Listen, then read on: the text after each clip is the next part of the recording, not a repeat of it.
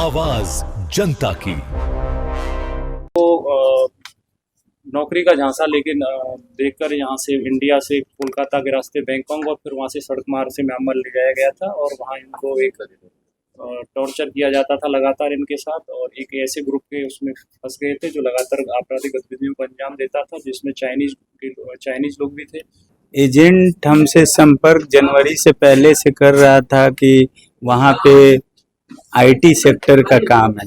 जैसा कि उन्होंने बताया कि आईटी में काम है, बीटेक आप किए हुए हैं, तो वहाँ पे अच्छा पैकेज का उन्होंने हमें बताया। इंस्टा के माध्यम से कस्टमर को रिक्वेस्ट भेज करके, मतलब साइबर क्राइम ही इसको कहेगा। इसमें चाइना देश पूरी तरह इन्वॉल्व है, एकदम चाइना। वो अभी हमारे साथ रेस्क्यू में 42 इंडियंस आए हैं, अलग अलग, जैसे कि बिहार से 6 लोग थे, महाराष्ट्र से कुछ थे, राजस्थान पंजाब के थे, केरला के थे, सब लोग रेस्क्यू होकर के वहाँ 27। दलाल धर्मेंद्र कहाँ का?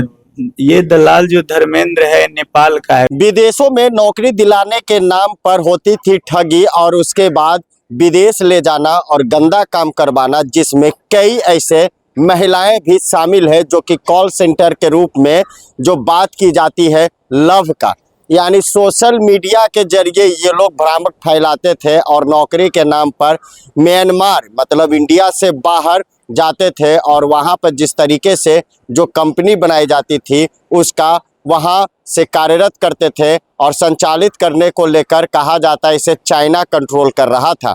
बड़ा खुलासा हुआ है। पटना के वेस्ट एसपी ने भानु प्रताप सिंह ने बड़ा खुलासा करते हुए कहा है कि म्यांमार से कई लोगों को रेस्क्यू किया गया है और जिस व्यक्ति ने न्यूज़ पीआर से बातचीत की है उन्होंने साफ तौर से कहा है कि देखिए, म्यांमार हम लोग को ले जाने की बात कही जाती थी, मारपीट किया जाता था, हमारी पत्नी से कम $5,000 का डिमांड किया गया और नहीं देने पर किडनी चाहे शरीर का कोई भी हिस्सा बेचने की बात कही गई थी। देखिए, जिस तरीके से लड़कियों का जो काम रहता था कॉल सेंटर में, वो लोग पुरुषों से बात करते थे और उसका एक चार्ट तैयार किया जाता था और बहुत बड़ा रैकेट चलता था, जिसको लेकर बड़ा खुलासा हुआ है और जिसकी रेस्क्यू की गई है उसने अपना आप बीती बताया तो सभी सुनकर हैरान रह गए। मारपीट से लेकर कई ऐसे धमकियां जो है वो सामने निकल कर है। इस तमाम मामले को लेकर वेस्ट एसपी भानु प्रताप और पीड़ित क्या कुछ बता रहे हैं जरा वो सुनिए। और न्यूज़ पीआर भी अपील करती है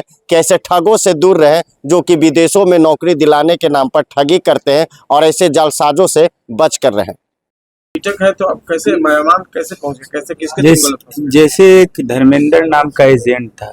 एजेंट हमसे संपर्क जनवरी से पहले से कर रहा था कि वहाँ पे आईटी सेक्टर का काम है। जैसा कि उन्होंने बताया कि आईटी में काम है, बीटेक आप किए हुए हैं, तो वहाँ पे अच्छा पैकेज का उन्होंने हमें बताया। तो हम उनसे बात किए कि भाई फॉरेन में जाने के लिए वीज़ा भी होता है, तो उन्होंने टूरिस्ट वीज़ा का हमें एक सर्टिफिकेट वो एथोराइज कराया। बोला कि वहाँ पे जा करके आपको कंपनी में जाने के बाद आपको वर्किंग वीज़ा दे दिया जाएगा। लेकिन हुआ ये कि जैसे हम पटना से कोलकाता गए, कोलकाता से बैंकॉक पहुँचे, तो वहाँ पे जाने के बाद मेरे साथ ऐसा हुआ कि हम शहर को नहीं जान पाए क्योंकि हम नए थे वहाँ पे।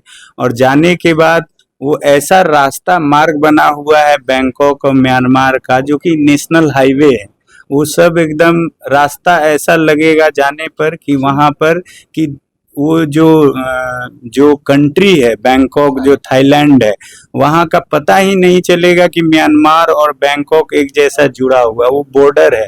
लेकिन हम लोग को जो जैसा कि धर्मेंद्र ने एक टैक्सी अलाउ कराया था वहाँ से जाने के लिए कि बैंकॉक में ही नौकरी था, ताकि हम लोग बैंकॉक का माहौल जो था वहाँ बहुत सारे बिल्डिंग वगैरह देखकर हमें लगा कि मैं बैंकॉक में हूँ। लेकिन अचानक मुझे 12 घंटे 14 घंटे का सफ़र तय करना हुआ। 11 बजे फ्लाइट हमारा वहाँ लैंड किया।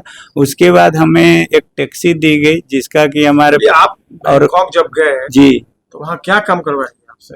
वहाँ पे क्या होता था कि कंप्यूटर पे सबसे पहले उनका जो है स्कैमिंग होता था। स्कैम का मतलब होता है कि जैसे वहाँ पे हर एक देशों के साथ मतलब कि डिजिटल प्लेटफॉर्म पे वहाँ पे लड़कियाँ होती थी। लड़कियाँ जो होती थी, जैसे आपको बात करना है किसी भी कस्टमर के साथ, किसी भी देश के लोगों के साथ, तो वो लड़की बात करती थी, लेकिन हम लोग से फाइंड कराते थे, जैसे फेसबुक के माध्यम से, ट्विटर के माध्यम से आपको और उसके बाद इंस्टा के माध्यम से कस्टमर को रिक्वेस्ट भेज करके, मतलब साइबर क्राइम। साइबर क्राइम ही इसको कहेगा। इसमें चाइना देश पूरी तरह इन्वॉल्व है, एकदम चाइना।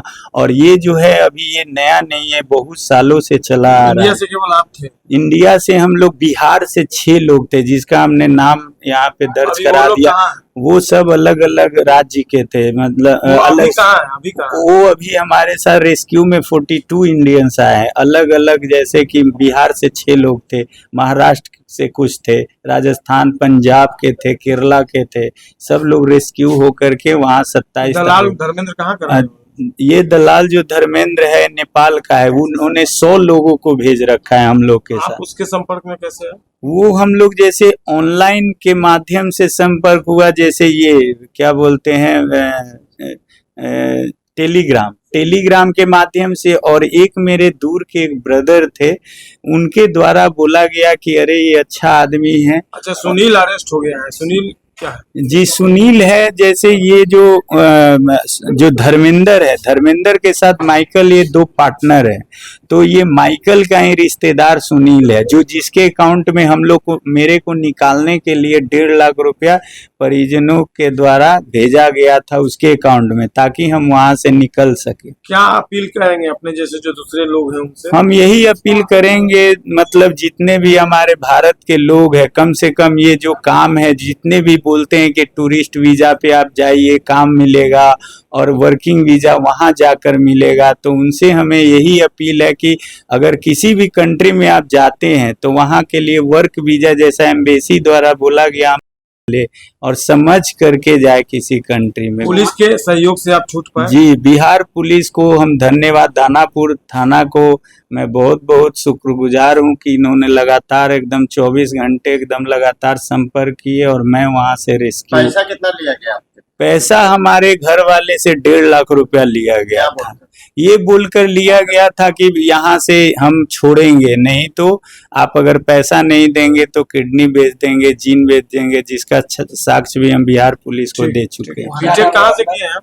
बेंगलुरु को नौकरी का झांसा लेकिन देखकर यहाँ से इंडिया से कोलकाता के रास्ते बैंकॉक और फिर वहाँ से सड़क मार्ग से म्यांमार ले जाया गया था और वहाँ इनको एक टॉर्चर किया जाता था लगातार इनके साथ। और एक ऐसे ग्रुप के उसमें फंस गए थे जो लगातार आपराधिक गतिविधियों को अंजाम देता था, जिसमें चाइनीज लोग भी थे।